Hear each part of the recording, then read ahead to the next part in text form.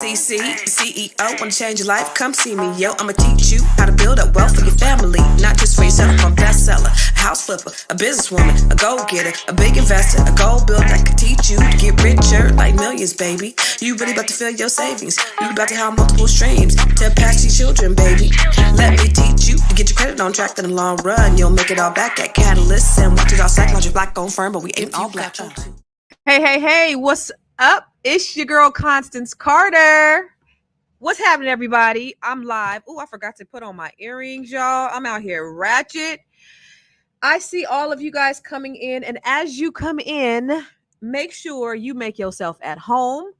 And I just want to tell you that you are tuning in to the Fly Nubian Queen and Constance Carter. Now, I know that we have people who tune in from all over the world. So as you come in, please introduce yourself, because, you know, as every time I come in, this is a dialogue and not a monologue.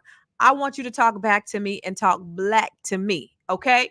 So put in where you're watching from, wherever you're watching from in the world, and make sure two things: you subscribe to the Fly Nubian Queen's YouTube page, and that you also subscribe to Constance Carter. I am Constance Carter on YouTube. All right. And follow me YouTube, Facebook, Instagram. Now, I wanted to have a conversation because I don't know if you guys have been watching the Olympics, the Olympic Games, and it's been really fascinating. It's been awesome.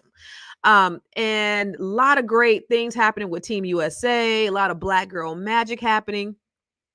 However, so Simone Biles and what's her name? And Jordan Chiles, they bowed down to the Rebeca Andrade on the Olympics. Rebeca Andrade had won the gold medal, and so they bowed down to her, which was actually, it was quite endearing.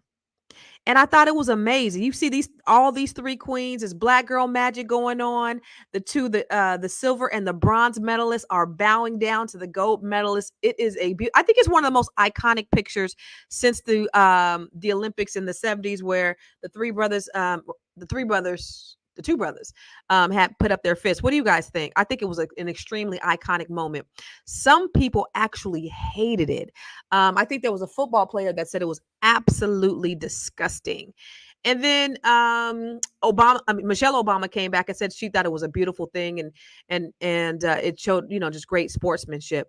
But before we really get into the discussion, and I'm seeing the comments already, before we get into this discussion, I want to bring two of my girls. What's up, Yvonne from St. Paul, Minnesota? Is that how y'all say it? St. Paul, Minnesota. I want to bring two of my queens, my girlfriends, up here. Oh yeah, okay. Thank you, TNG. That was the 68. Thank you. We got a history buff up in here. Thank you. I want to bring in Dee McCann. She is an attorney, but she's also a movie writer, script writer, right? You're a screenwriter? Screenwriter and a author. A screenwriter, author, and an attorney in the Washington, D.C. area. So if you need a screenwriter, an author, or an attorney, what type of attorney are you, Dee? Personal injury, family, and contract. Okay, if you get into an accident, you need some contracts read, or you going through a divorce or some domestic situations, call Miss Dee McCann, okay? That's right. And then we got our girl, April Sampay. What's happening, April? April Sampay is, you know what? Hold on real quick. While y'all in here, I got to do something. She gonna be mad at me. Where you at, April? I'm mad at you. We not? Hi, everybody. No, we're going to do it. Let me Dee, you don't even know. Let me show you this. Should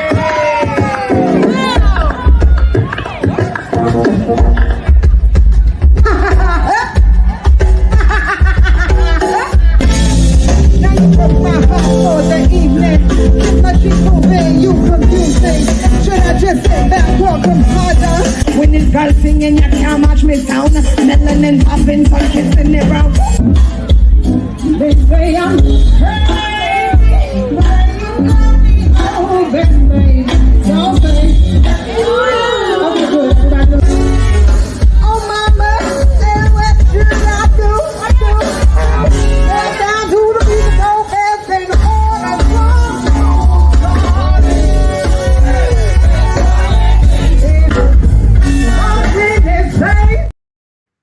Surprise to I She like gotta do that. and she dope, did I like that. Yeah, see, she needs no introduction. That's how I need to just introduce her every time she comes in the door, baby. Well, she is making it so that I will not be coming in the door anytime You soon. will always come in the door with me. Girl. Yes.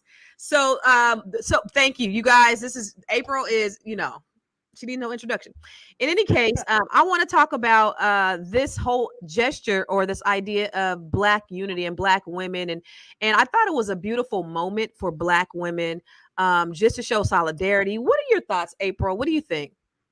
I think that it's something that we do on a regular basis, but we don't get credit for. And that's the part that kind of angers me. I mean, if you really think about it, even though it angers me that you always post that video, you're still showing me nothing but love. And I think that the fact that sisters honor each other on a regular basis, just about every day. I mean, there's like one person in the chat right now, Angela Washington. She's somebody who always deserves love, and I always want to make sure she gets it.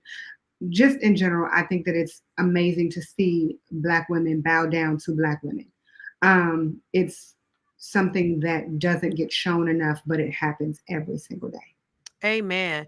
What do you think, Dee Dee? What do you think about that? I'm still trying to figure out what's the problem with it. I mean, it seems like it's something that we should be doing, honoring.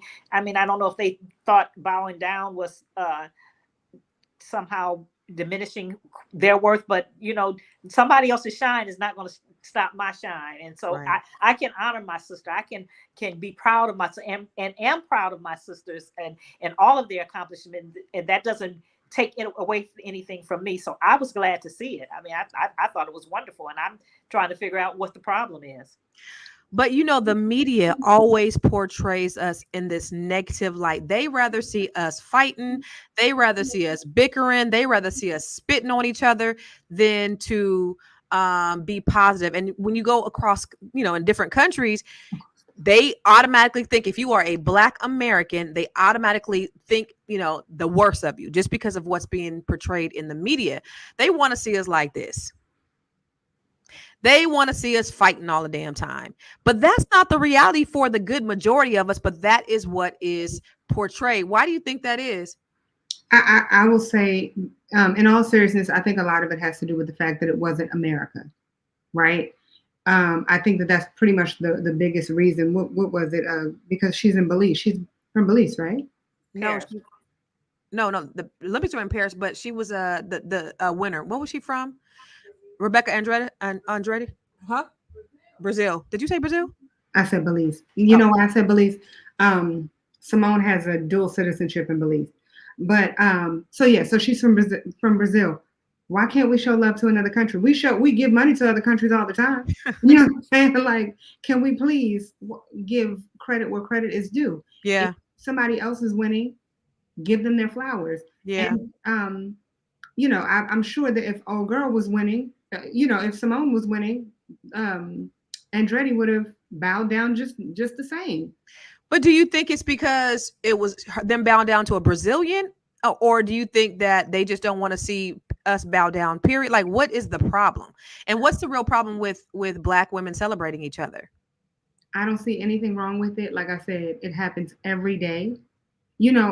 I'll walk, in a mall or in a store, and I'll see someone who's absolutely gorgeous, and I'll make sure that they know it. Mm-hmm. You know what I mean? Why not?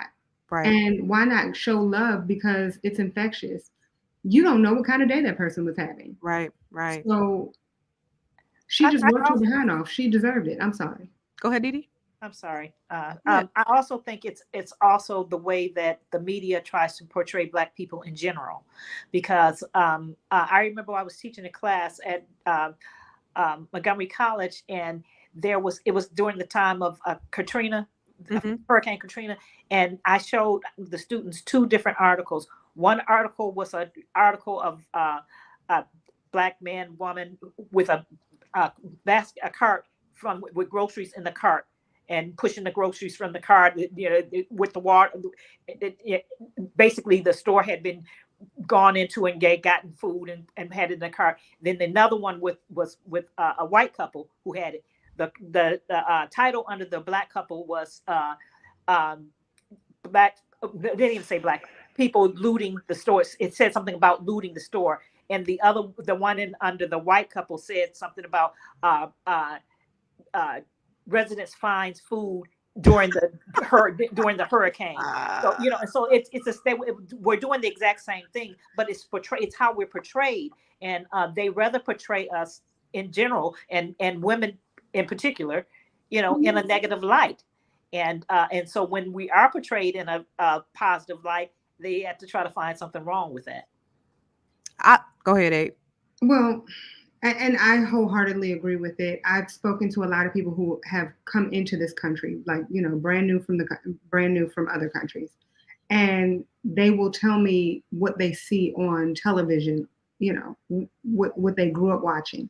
Yep. What they grew up watching was us being niggas, us being, whatever, just the absolute worst. And I'm just like, but that's not, did you ever see the Cosby Show? They're like, what's that?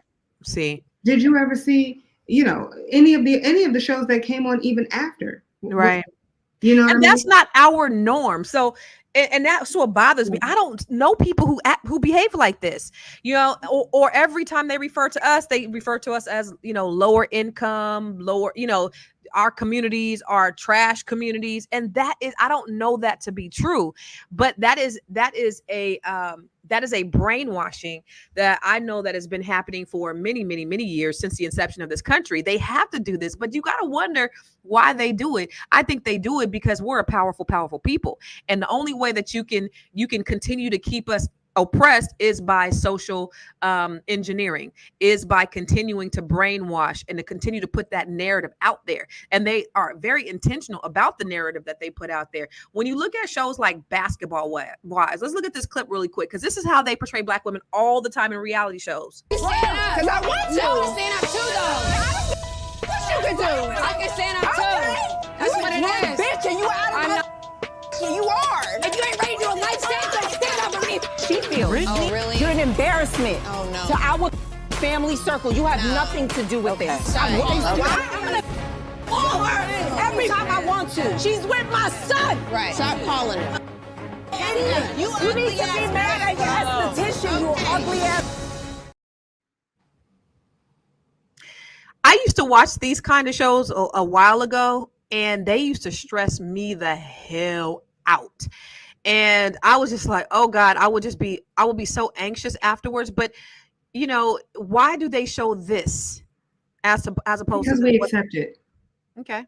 It's just that simple. I think that that's what we watch, that's what we want, right? And also, so I'm going to change the subject just for a second, but I promise you I'm going somewhere with it. As it relates to like music, if you go to a radio station and you're like, play this song, if it's not ratchet enough, they will not play it because they're like, oh, that's not what we want. That's not the truth. The people who are listening to music or watching these shows, they want to watch feel good shows. So if you have the Grizzlies, and this is perfect. If you have Basketball Wives versus the Grizzlies, have you all seen the Grizzlies? No? Okay. Have you seen? I know they went to jail, right? They went to jail. Yeah, I have.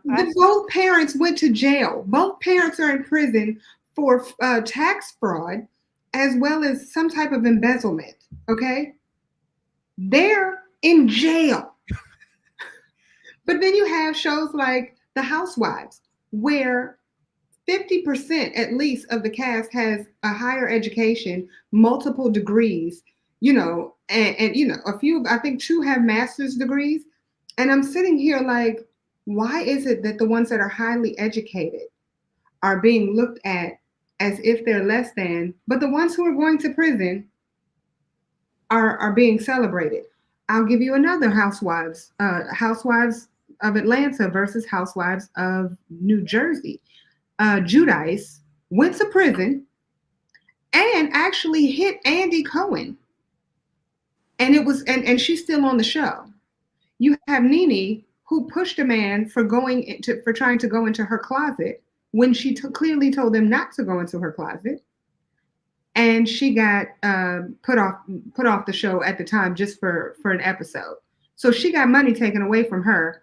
Miss Giudice got additional money, and they held off filming the show until she got back out of prison. Make it make sense. Make it make sense. What do you think from your perspective, Dee Dee? I think that part of it is just like in movies. I mean, and records, sex sales, video sex sales. So the ratchetness sells, and that's the reason why they portray it. But what it does, it perpetuates it. If because I got to be more ratchet than the next person. I got to, in order to have a storyline, I have to be more ratchet. And they like that. And it's funny because it's something that I have, I am purposeful about in my movie writing, my script writing, because I want to tell our stories in our own words. It's seen through our own eyes. And I want to have, there's a certain type of not to say that my movies are going to be devoid of reality, because some of that is real. Some people do live like that. And especially as an attorney, I was a defense attorney before I started doing family law, and my husband still does defense work. So there is some ratchetness out there, and and that's part of the reality, but that's a small part of the story. Right. And so we need a bigger narrative to show the whole of our community, not just the ratchet part of our community, but because they want us to behave this way, and they like us behaving this way. What I learned in my study of film making, at one time, the only thing that Black people were on movies were entertainers or as slaves or help. And they even when they had Dorothy Dandridge and Josephine Baker on some of those shows where they would be entertaining or playing parts that was not as an entertainer, they would take those, when they go to the Deep South, they would take those parts of the movie out and show the movie without those parts of the movie because of racism. Yes, because they wanted us all to be only seen as entertainers or the help. And so so it's so that's part of what drives me and wanting to write movies too, that I want to tell our stories and tell us, and show us in all our glory, and we're multifaceted. We're not just one dimensional. And I think that all of us all of our parts need to be shown. But of course, the powers to be want to show us in these negative ways. And I have great girlfriends, really good girlfriends, that I've traveled with, that I've known since I've been in elementary school, some that I've known since I moved to DC, 20 some years ago, 30 years ago, over 30 years ago. And we don't do any of that. We don't, and not that we don't have disagreements, but we never get physical. We never cuss each other out. What grown-ups do in real life. Yeah, I was going to say that part right there, because that never happens in real life. And your girlfriends are going to stop that from happening. So if there's a group of you, at least somebody's going to pull somebody else away and make sure that just does not happen. Right. No matter how mad you get. That's not real life. Right. You know what I mean? Yeah. It's real life in high school. That's about as far as it goes. Right. So it's frustrating. Go ahead. I'm sorry. No, I was going to say, and I hear what you're saying, Dee Dee, about that's what sells. But I think it's more of what they want to portray of us. Oh, yes. Because I think if they, remember when the Cosby Show was out? Like, we loved that. Like, we never before, because all you seen in the 70s was Black exploitation movies. You seen, Shaft, Superfly, all them, Jackie Brown, was that Foxy Brown, all of those shows back in the 70s where they was jive turkeys and they was, talking that shit, and they was doing all of those things. And then, this is what we were used to. And you had the mammies, and you had the slaves, and then you had the Cosby Show.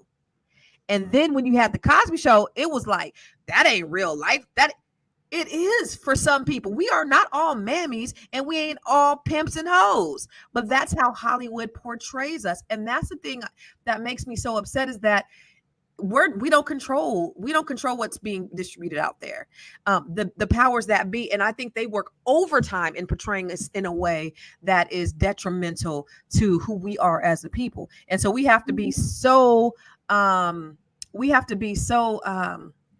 vigilant, I think, about what we want, what we request. I think that we need to start demanding, or when people do put positive things out there, we need to support that. Mm-hmm. I agree. There was a young white girl who just started her first real job. I don't know if you saw the post, and she was crying about it. She said she was crying because she said there's this black girl that when I first started, we started the same position doing the same things, and she excelled, far surpassed the white girl. And she didn't understand why. She said she would go to work. She didn't understand why she always looked so put together. She always knew her stuff. She always turned everything in on time. She said it just didn't make sense why she was always winning. Mm-hmm. And she said then it hit her. Her whole life, she watched movies. And in movies, no matter how high the position in the movie, no matter if they were the actual main character, they were always in a supportive position. So she said, it wasn't supposed to be like this. She was supposed to be in the supportive role. I'm the main character. Ooh. She said that. She's like, I'm grateful that I actually could see that. And I knew then that I'm not always going to be the main character. And I think that that's where you get your quote unquote Karens from, and your people who expect the entitlement. But it's not that. So I don't get mad when people feel that way. I just don't. I do, because people know better.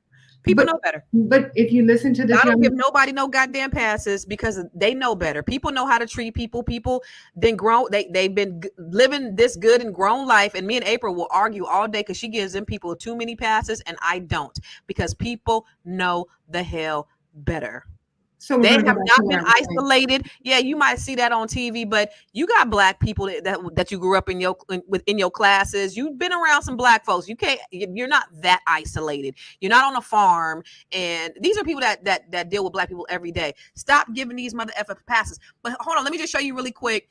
I wanted to show you this video I just thought about with Tank, and I thought it was so profound what he said. I'm going to share my screen. Our violence isn't the threat. Our love is. Our family separated. It's fine. It's perfect. The man staying with his family and raising his kids and pouring into his woman, that's the threat. That's why R&B takes such a back seat, because we're not promoting the aesthetic that continues to perpetuate the stereotype. You guys are killers. You guys are animals. You guys are savages. That's when you're at your best. So that's what we're going to reward. Those are the guys who get the $100 million deals. Those are the guys who fill up the arenas and stadiums and talk that shit. We love when you talk that shit. Love? We're cool. We're cool. We don't own conglomerates. What y'all think about that? The powers that be. It goes back to the powers that be, right? Doesn't that go back to the powers that be that have control over what we see every single day? It's them. Wait, here's my question though, because I agree. I agree that it's what we see every day, and you say don't give a pass. Fine. The part that I don't understand is that the same when you see little black kids, or not even little black kids, I'm sorry, black young adults who are supposed to be on their own, let's say in their early 20s, who look at themselves and say, oh yeah, you know what I'm saying, I'm that bitch, I'm why, and that's how they see themselves, right? And they see themselves for the same reason that little white girl saw us, because that is programming. Right. So you're telling me that it's right or wrong. Why is it okay? Why I don't think it's okay. I think them little badass baby kids know better too. Are you going to give them? You're not going to go to them and be like, "Hey, little young black kid, let's talk about this." I would.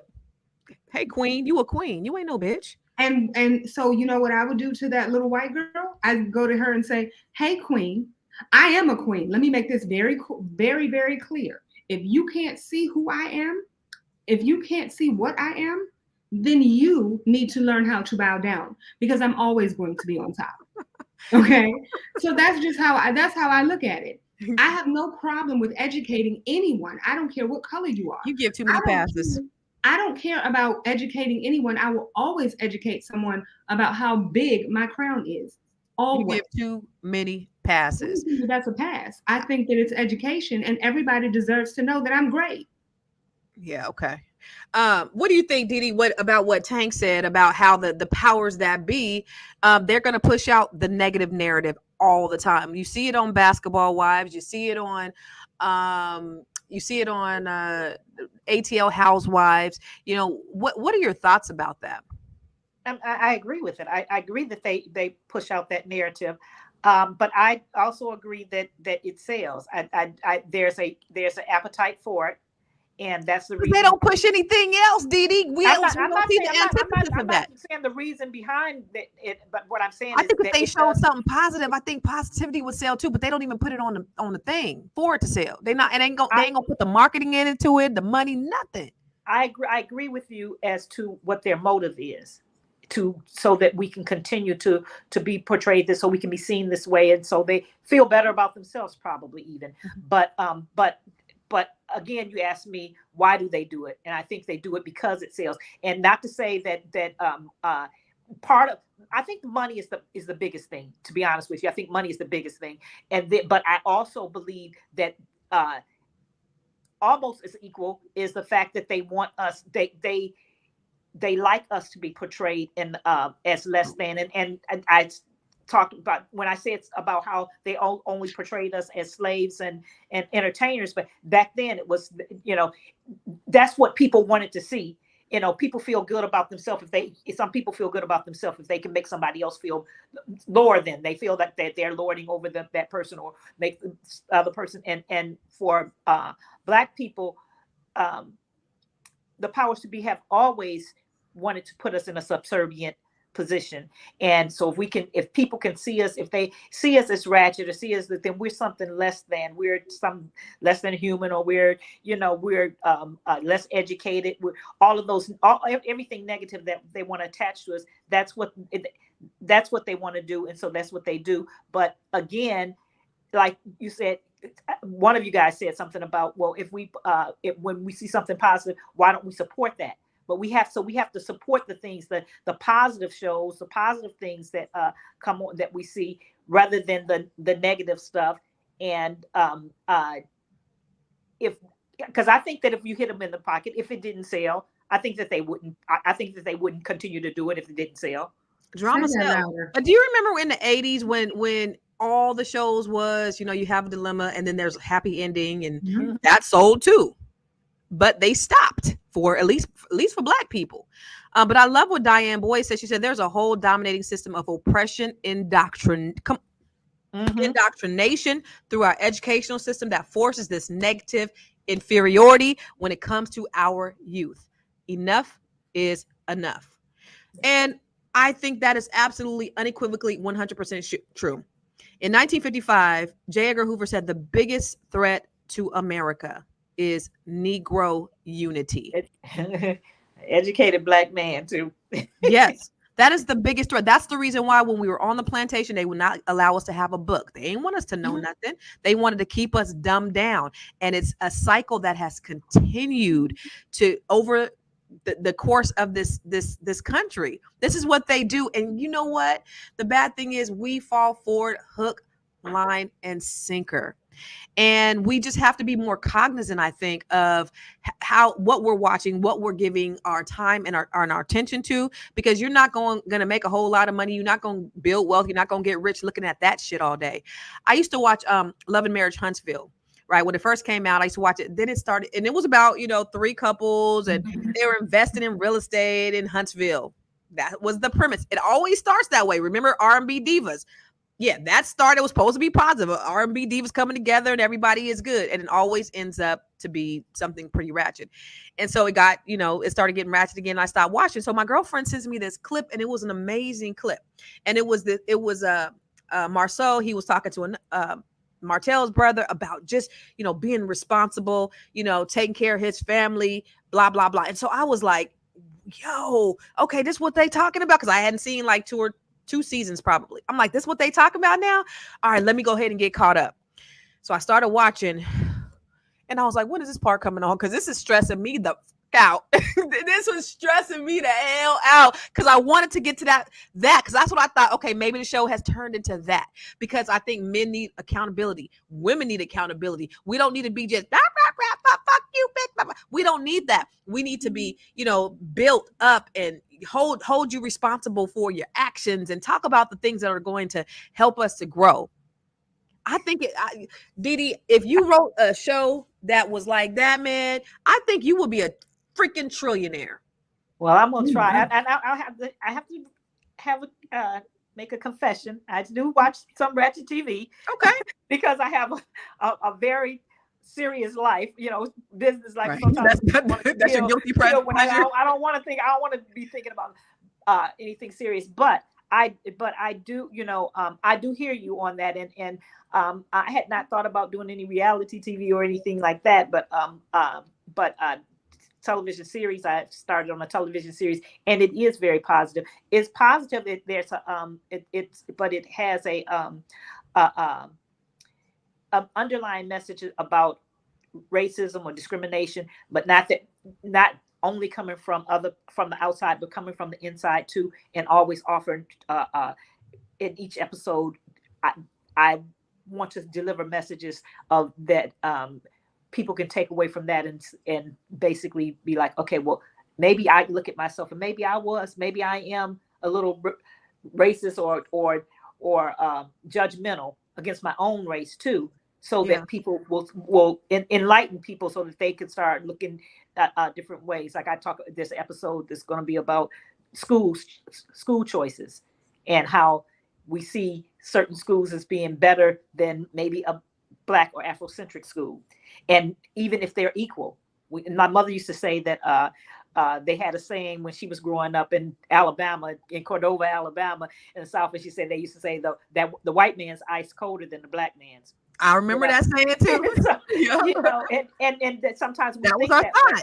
That was our thought because that was indoctrinated in us. Yeah.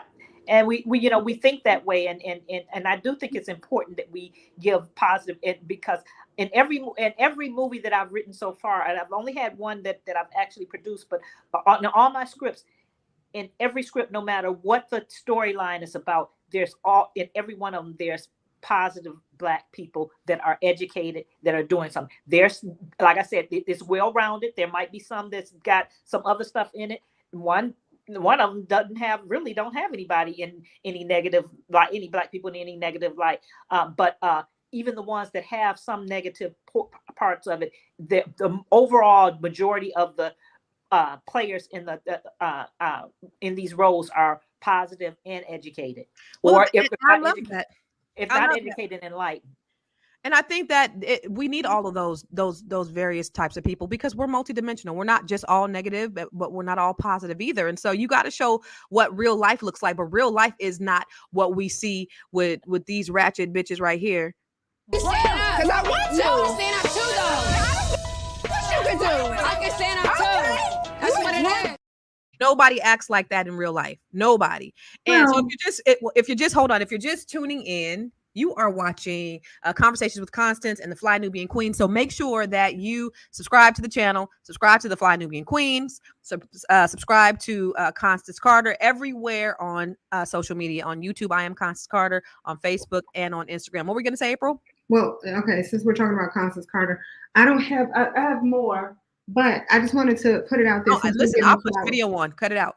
Since we're giving flowers, y'all make sure y'all get these. And I'm putting that out there because some of y'all broke.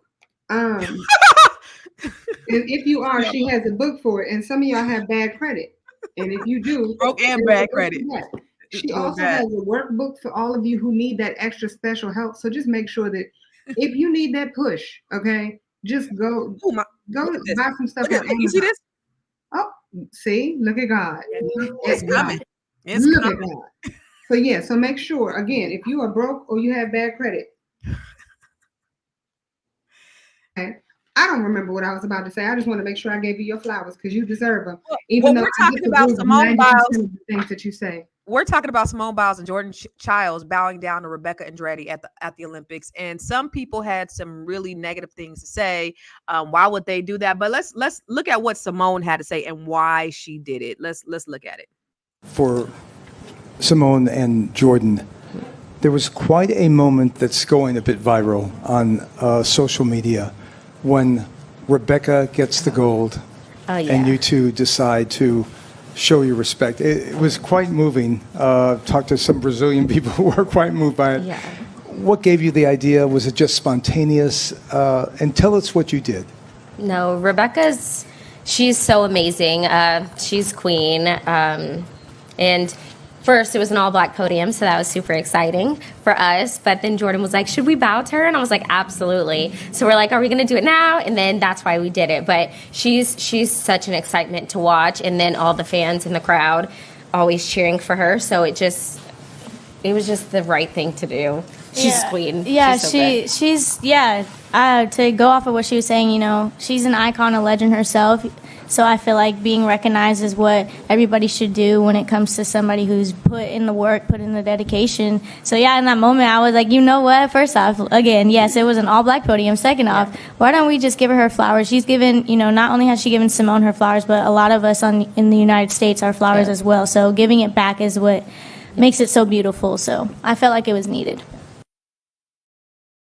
I'm telling you, that's what I see more than anything. I don't see that other shit. I see that. I love that. What are you surrounding yourself with? Are you surrounding yourself with people who are who are doing that? Or are you surrounding yourself with the basketball wives? What do you guys think, Didi? What do you think we can do to kind of cultivate an environment like that? Just because the powers that be are going to be the powers that be. They're going to portray what they do. What can we do to insulate ourselves and to make sure that we're keeping it positive?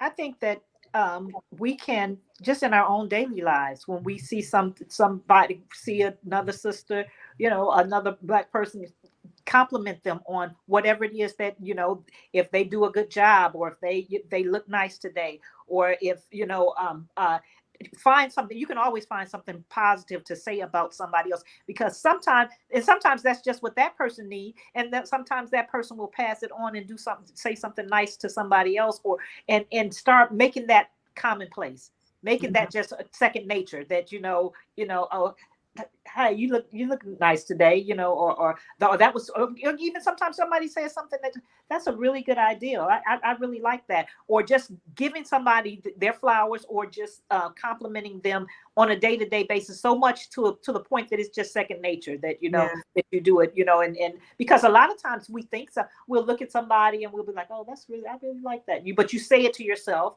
You don't ever say it to the person. They never hear it. But if they looking ratchet or something, you giving them a look or whatever, you don't got to say nothing, because they can read it all over your face. So if we make that more commonplace, then I think that and then surround yourself with positive people. That's the other thing, because how do people do that if they not around, if their everyday life is around negative people? Like if they remove yourself, they can be the light. They be the light to the negative, to the darkness. They start with the compliments, and when you're around something so often enough, it'll catch on. That's true. What do you think, April? What do you think about what can we do as Black women to be more intentional about how we show up with each other? I actually agree with everything that Didi said, but I'll add one more piece. When you see your sister struggling, or when you see your sister doing wrong, you don't have to call them out in front of everybody. It's very simple. Can you meet me in the ladies' room real quick? Can we have a talk? Can you meet me outside? Can we have a conversation? Cash me outside. Do you mind if maybe we catch up and have lunch or a cup of coffee? It's very simple to be able to tell a sister, listen, that wasn't it. You know what I mean? Because that's also needed. I think that what we do is we celebrate. I feel that we celebrate each other a lot, right? And I think that is needed, and that's something that we should be doing. But I also add that everybody does not deserve a trophy. So do not give flowers where flowers are not due, because then people will always expect flowers. And I think that when it's time to correct someone, you don't have to correct them in front of everyone. Unfortunately, that's what society is telling us, that you need to call people out in front of the whole entire world. If they didn't do it in front of the whole entire world doesn't need to know it. So that's pretty much where I stand. Man, listen, you spoke a word. Go ahead, Didi. Can I add something to this? You know, when she said that, it made me think of a situation and where I was reluctant to act, but I did. I was in court, and we were in family court, and we were in the hallway, and it was a child support case, and the mother was there with the child, and the father was there, and she was talking about him, and all loud in the hallway, and you nigga, you ain't this, you ain't shit, you don't do this what. And after she finished, I kind of waited, and I started not to say nothing because I could easily got cussed out. Right. Easily got cussed out because her temperature was elevated. It was a heated situation. She wasn't having it. But after a minute, after she got through talking, I said, "Excuse me," and I pulled her to the side. I said, "Let me just say this." She said, "I said I don't mean no harm." I said, "But don't do this in front of your child." I said, "Your child is watching you, and he might not be doing what he's supposed to do, but don't do this in front of your child." And at that situation, I was more concerned. I was concerned about her and how she looked and how she's portraying us, but I was more concerned about the child, because the child is looking at this, and the children live what they learn. And surprisingly enough, she was very receptive to it, and she was like, and she still was mad, but she was like, she didn't get loud with me. She didn't say anything smart. She didn't tell me to mind my business, which if she did, I would have had to take it. Yeah. I had to mind my own business and said, I'm sorry, I didn't mean no harm. I just want to, just tell you this. But I was very delicate the way I approached her. Yeah. And I said something to her, and I know that's not going to always work, in certain situations, but it did work in that particular situation. And that reminds me too, just being, if it's ever on your heart, and you don't know this is a God thing, but if it's ever, and you don't even know it's a God thing, God speaking to you, but if it's ever on your heart to just speak into someone's life, or just to tap them on the shoulder and say something positive, you don't know how you can change their lives. Just a little gesture goes a long way.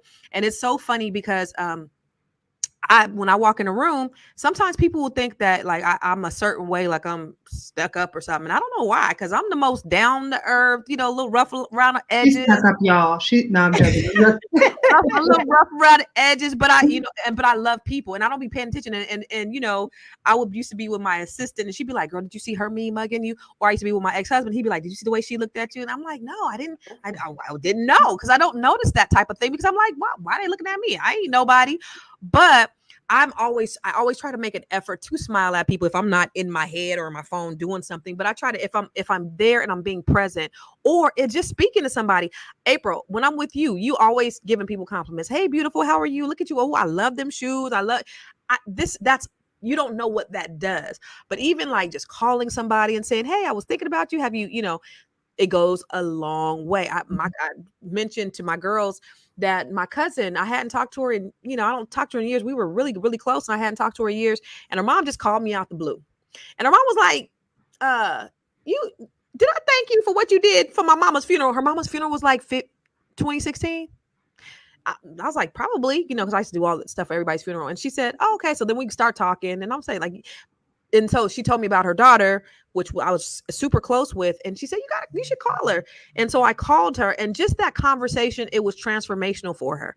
And I didn't even know what she had been going through. Life was lifing. But just the thought of calling somebody and being an encouragement, just a little bit, it'll go a long way. You don't know. So if you get that tap on the shoulder to, reach out to somebody or call somebody or say something to somebody in a positive way, it can do wonders. We are not like them basketball wives or them housewives. People don't act like that in real life. We are really a beautiful, powerful people.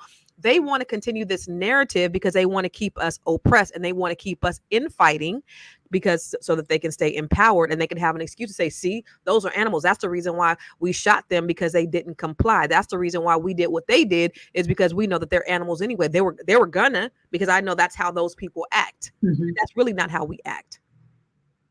It's unfortunate. It's unfortunate. And to your point, we do more for each other than not. And I think that the next generation, I think that that's what we need to really be focusing on, right? The next generation of aunties. You're right. Because I think that the next generation of aunties is constantly seeing things like your basketball wives and things of that nature, and they really need to see us. They need to see what real women do on a consistent basis. They really need to see that real sisters grind, right? And as we're grinding, we're lifting each other up. So, I look at, and I'm sorry, Dee Dee, you and I haven't really formed a relationship just yet, so we won't have to. But Madam Constance Carter is a very good friend of mine. And I know that on my lowest days, I can pick up the phone and just be like, I'm having a bad day. And she'll just be like, all right, let's lift you up. We're not going to have that. I have a lot of good girlfriends. Oh, speaking of, I'm sorry, I have to give her a really quick shout out. Happy birthday, Jermaine. Another great girlfriend who will always lift you up on your worst day.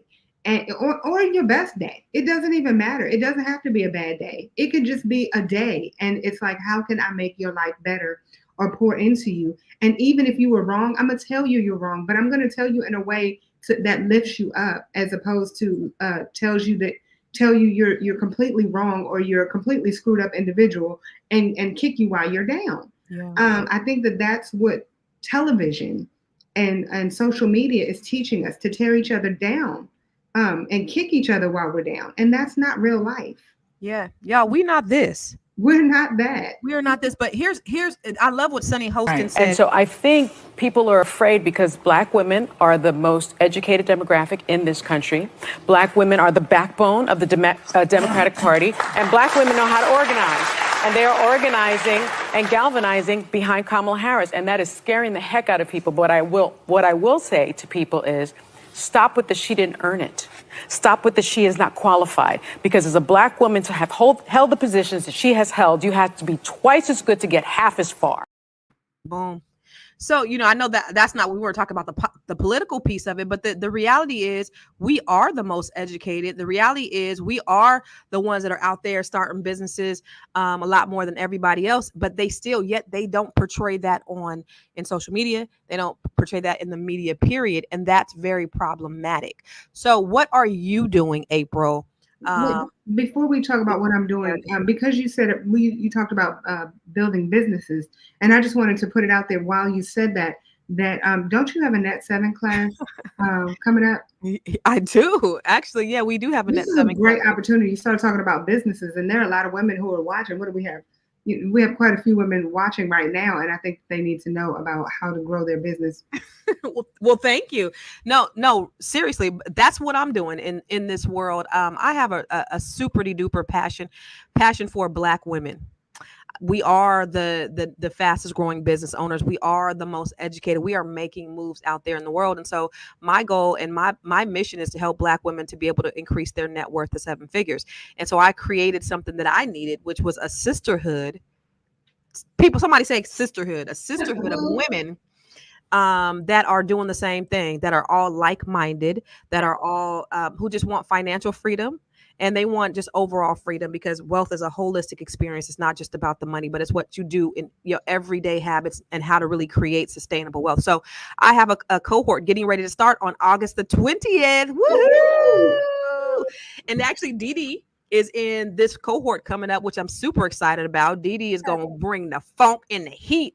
But it's cool. It's so cool because you've already gotten a glimpse just of how we are just by the alumni and the encouragement and, kind of what's come out of there. So I'm excited about it. And so we have one more spot. If anybody is interested, you can go to Book with Constance. Wait, just one? Just one more spot. Yep. We got one more spot.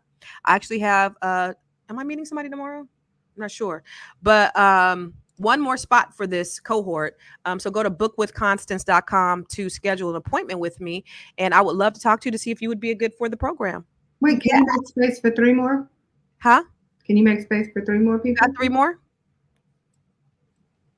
You got 3 more people? I'm just saying. I'm on here today. I'm sure that there are 3 more. So I'm just asking for a friend. We could talk about it. Have them call me.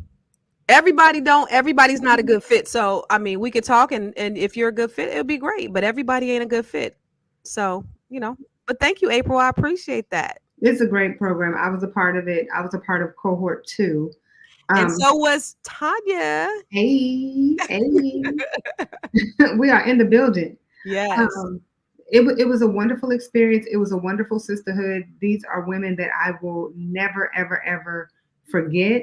No matter where I am, no matter, I'm pretty sure that wherever I am, if I pick up the phone and say, hey, I need you, I'm sure that they would be like, how can I help?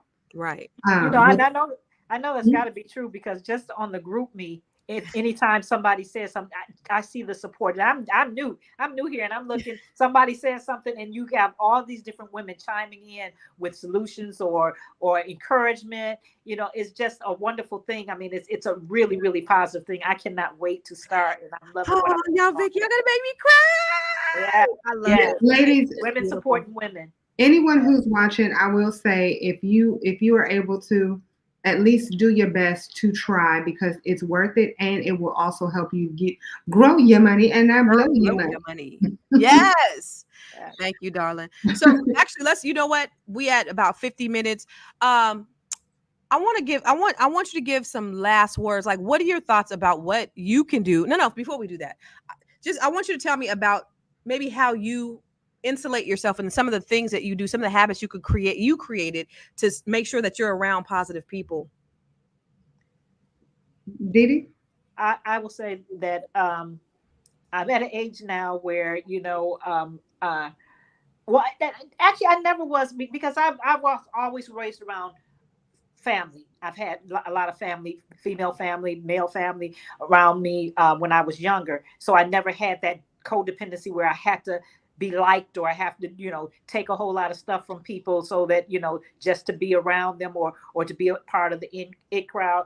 That's never been me. But I think that I told my daughter when she went to high school, because she had went from 2 years old up until the 8th grade, she went to school with a lot of the same people. And then when she went to high school, she went, a lot of them just went their little separate ways and stuff like that.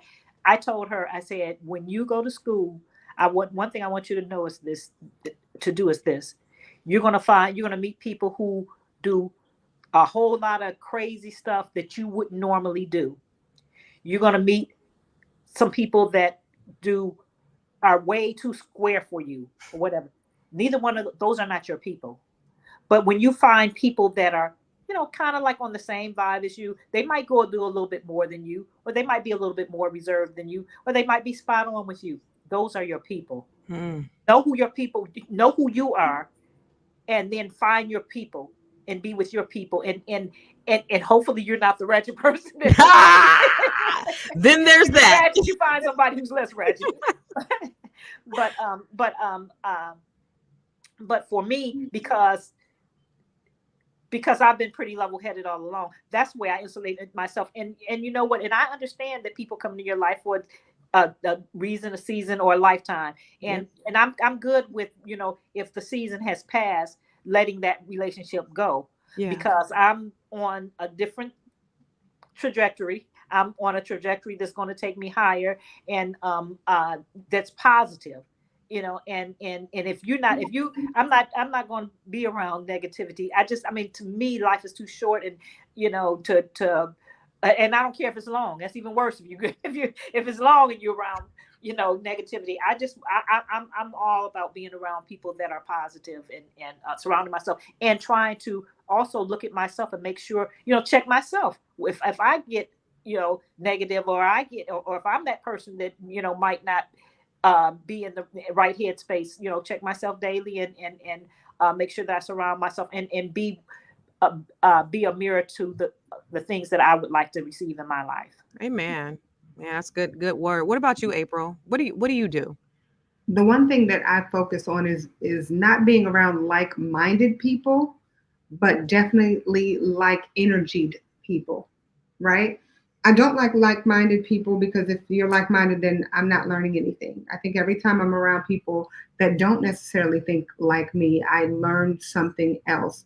Even if I don't agree with what they're saying, it still causes me to think differently or to do more research. Yeah. Right.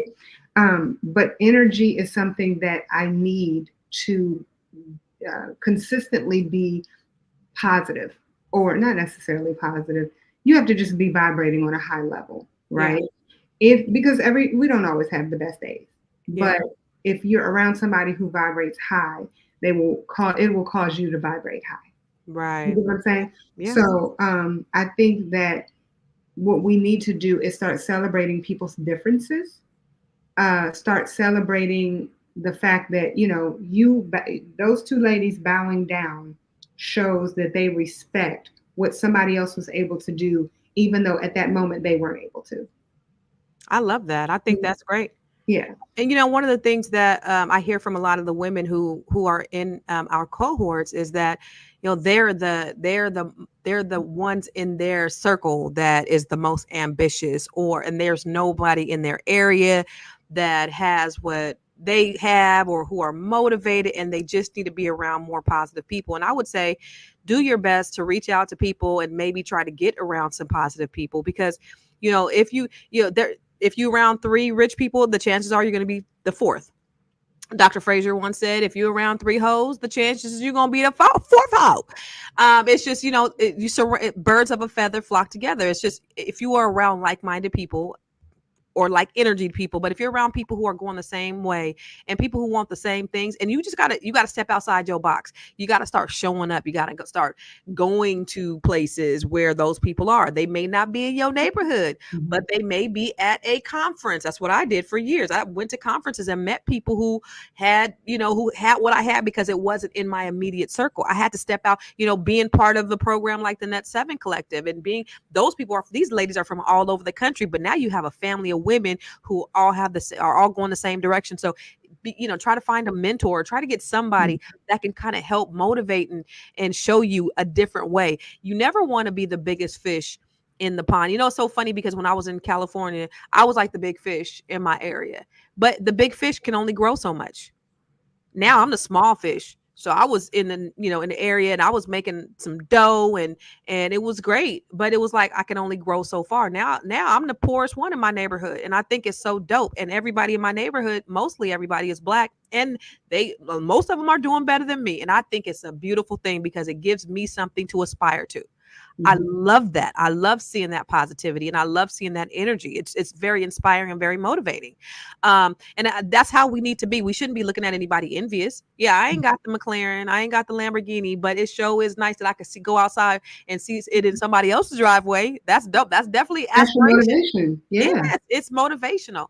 So I think that's what we have to do as Black people, because a lot of people say, "Oh, we crabs in the barrel." I don't believe that. I don't subscribe to it. I think that we are better together. We're stronger together. There's that African proverb that says, if you want to go fast, go alone. But if you want to go far, you have to go together. And it's harder to reach those goals alone. You need other people. So you guys try to get around people that can help and serve you, so that you can get to where you need to go. If this ain't it, get with somebody who can. I want to give you a moment to give your last words, and then where can they find you? Like, how can they follow you? What are you doing in the world, and how can they follow you? And then I'm gonna start with you, Didi. Okay. Okay. You can find me on Instagram at DEE_WRITES.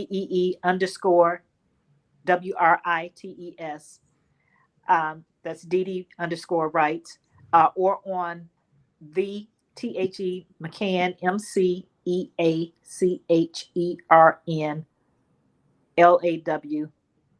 LAWFIRM, the McCann Law Firm.